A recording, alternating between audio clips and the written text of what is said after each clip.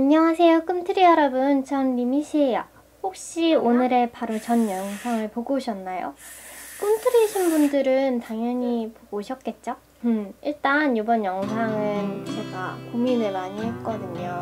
무엇을 먼저 하면 좋을까? 라고 고민을 하다가 많은 분들한테 물어봐서 주제를 바로 택했어요. 오늘의 주제는 장애 판정 혹은 재판정 할 때 어떤 검사를 하는지에 대해서 알려드리려고 하는데요. 제가 최근에 이제 장애 재판정 겸 이의 신청을 하러 병원에 갔어요. 그래서 이것저것 검사를 하다가 보니까 이 검사를 공유하면 좋을 것 같다 라는 생각을 해서 영상을 만들었거든요. 참고로 장애별로 신청 시기가 다르고 방법도 다 달라요. 복합장애 같은 경우는 제가 알기로는 둘 다 보는 걸로 알고 있어요. 그래서 이제 화면과 같이 장애별로 장애 재판정 시기가 다르다는 거 확인해 주시면 될 것 같고요. 저 같은 뇌병명 같은 경우는 2년마다 인데요. 제가 어렸을 때는 재판정 기간이 이거보다 훨씬 더 길었는데 최근에 많이 줄었나 봐요.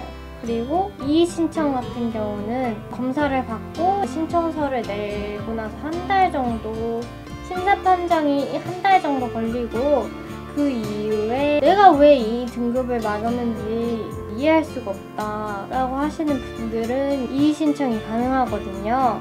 제가 이제 본 이야기에서 장애인 등록 예정자나 장애인 재판정을 처음 받으시는 분들이나 아니면 장애 판정에 관련된 이제 보호자분들이 어떤 걸 검사하는지 궁금하다 하시는 분들한테 유익하실 것 같거든요. 제가 알기로는 이 장애 재판정 할 때 특수한 경우를 제외하고는 보호자님께서는 출입을 불가능하는 걸로 알고 있어요. 그래서 제가 이 과정을 직접 촬영은 불가능하지만 제가 여쭤봤거든요. 이런 내용을 공유해도 되냐고. 치료사분들께서는 가능하다라고 하셨어요. 그래서 이야기를 해드리려고 해요. 일단은 과정을 정확하게 설명을 해드리면 장애 재판정 시기가 되면 쪽지 같은 게 올 수도 있고 아니면 스스로 그 복지카드에 장애 판정 시기가 기입되어 있거든요. 그걸 보실 수도 있고 그 다음에 담당 의사나 해당 관련된 병원 혹은 의사와 만나서 상담을 하시면 돼요. 그리고 예약이 필요해요. 반드시 내가 지금 본다 해서 볼 수 있는 게 아니라 치료사분들이 다 치료 시간이 다 고려되어 있어서 빠르면 당일에 볼 수도 있고 안 그러면 며칠 뒤에 재방문을 하실 수도 있는데 저 같은 경우는 물리치료 작업치료실에서 봤는데 물리치료는 언제, 작업치료는 언제 몇 시 이런 식으로 예약을 해요. 그 해당 날에 혹은 당일에 필요한 검사를 쭉쭉쭉 받아요. 보통 물리치료, 작업치료해서 거의 빠르면 30분, 좀 오래 걸리면 50분 정도 잡는다고 해요. 그렇게 또 며칠 뒤에 담당 의사를 만나서 결과를 받아와요. 당일에 검사 결과를 바로 받아볼 수 있는 게 아니라 그 치료사분들이 정리가 또 필요해서 정리를 하고 그리고 재판정이나 판정을 의사가 하시는 게 아니고 검사를 하시는 기관이 있거든요. 그래서 저희가 그 의사한테 자료를 받아서 주민센터에 가서 신청을 하시면 돼요. 그래서 평균 한 달 정도 걸리거든요. 선물로 이제 결과물이 오는 거죠. 나는 이 등급이 마음에 안 들어 했을 때는 이의 신청이 가능해요. 이의 신청은 판정 시기에 딱 한 번만 가능해요. 일단은 그 판정을 받았을 시기에 90일 이내로 딱 한 번만 가능하다. 이게 이제 소견서가 필요하죠. 소견서는 다시 병원에 가서 신청을 하거나 이제 의사분과 만나서 상담을 하고 소견서를 받고 주민센터에 재방문을 하셔서 이의 신청 내면 되거든요.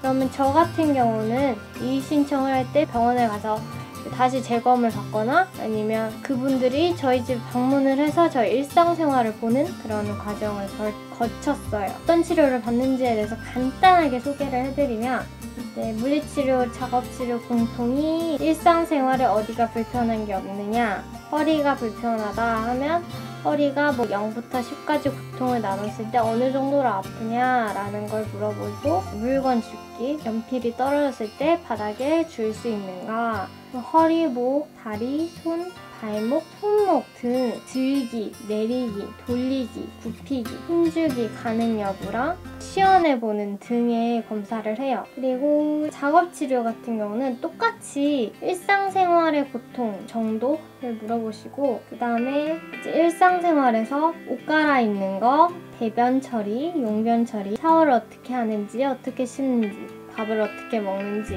많이 흘리시는지, 반찬을 어떻게 하는지, 조리가 가능한지, 그리고 청결에 관련된 거, 그리고 대소변 조절 능력 등을 물어보세요. 그 다음에 이제 본격적으로 검사가 들어간다면, 저 같은 경우는 처음에 옷 입기를 후드티를 받았거든요. 그거 입고 자크를 끝까지 올리고 벗고 했을 때 손의 움직임, 몸의 움직임 같은 걸 보셨고요. 그러니까 작업치료는 물리치료와 달리 모든 과정에서 다 타이머를 측정을 했어요. 검사를 할 때 약간 이제 선생님들 분께서 대체적으로 일부러 천천히 하는 사람들이 있을까봐 막 빠르게 하시는 게 좀 더 좋은 결과가 나와요, 이런 식으로 유혹을 하시는 경우가 있어요. 이제 물리치료는 다리 위주다 라고 하면, 작업치료에서는 다리보다는 손을 중점적으로 이제 검사를 했거든요. 다리는 이제 휠체어에서 의자로 옮겨 앉는 과정, 그래서 얼마나 걸리는지, 다시 의자에서 휠체어로 옮겨가는 과정을 보고요. 손 같은 경우는 골고루 손가락 압력이나 손 압력을 보고요. 숟가락, 젓가락 사용 가능한지, 콩 같은 거 옮기거든요. 그다음에 장난감, 탑쌓기 혹은 옮기기, 문장 따라 작성하기, 그 해당 문장을 딱 보여줌으로 인해서 타이머가 측정되고, 그거를 오른손, 왼손 각각 문장을 다 쓰고 점까지 찍는 과정까지 해서 얼마나 걸리는지 보고요. 긴 철통이 있어요. 약간 모양이 과일 캔통처럼 생겼거든요.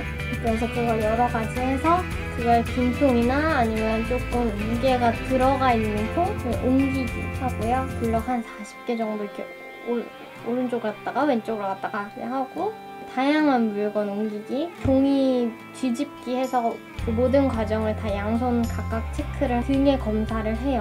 이게 대체적인 거거든요. 그래서 여기까지 작업치료, 물리치료, 뇌병변의 장애 판정 혹은 재판정 과정을 알려드렸고요. 그리고 추가적으로 말씀드리고 싶은 게 발급비와 검사비가 있거든요. 그래서 각각 별도로 나가고, 재판정 관련된 보험비는 별도로 나가요. 그거 관련돼서는 혜택에서 확인해 보시면 될 것 같고요. 결론은 이렇게 저의 이야기를 다 들어주셔서 감사하고요. 제가 완벽히 모든 과정을 세세부적으로 알려드리지 못한 점은 죄송해요. 제가 최대한 검사가 끝나자마자 모든 과정을 다 기록했다고는 하는데, 병원별로, 치료사별로 조금씩 다를 것 같아서 좀 고민이 드네요. 그래서 저의 영상을 통해서 꿈틀이 여러분들이 조금 더 유익해지셨으면 좋겠고요. 우리 다음 시간에 또 만났으면 좋겠어요. 꿈틀이가 아니신 분들은 구독, 꿈틀이가 되셨거나 꿈틀이이신 분들은 좋아요 부탁드리고요. 우리 다음에 또 만나요. 뇽안!